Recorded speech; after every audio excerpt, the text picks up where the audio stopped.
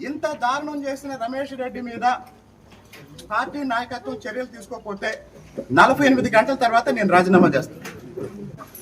ఇంత దారుణం చేసిన రమేష్ రెడ్డి మీద పార్టీ నాయకత్వం చర్యలు తీసుకోకపోతే 48 గంటల తర్వాత నేను రాజీనామా చేస్తాను. పులిపూడి శ్రీనివాసరావు మాట్లాడలేదేంటి?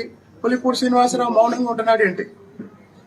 జగన్మోహన్ రెడ్డి కన్నా మంచి పరిపాలన అందించమని జనం మనకు ఓట్లేశారు. రోజు జగన్ తిట్టమని ఓట్లేదు. రోజు జగన్ తిట్టమని ఓట్లేదు. కృష్ణాంజనేయులు గారు, అదేంటి కొలిగిపూడి శ్రీనివాస్ గారు, ఆయన ఏంటి వైసీపీ కోర్టుగా ఏమన్నా మారారా?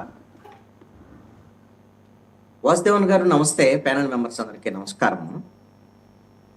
ఒక న్యూట్రల్ పర్సన్గా ఉండి అమరావతి ఉద్యమంలో ఉన్నటువంటి కొలిగిపూడి శ్రీనివాస్ని తెలుగుదేశం పార్టీ ఆ రోజున తెలుగుదేశం పార్టీలోకి తీసుకొని ఆయనకి తిరువూరు ఎమ్మెల్యే టికెట్ ఇవ్వటం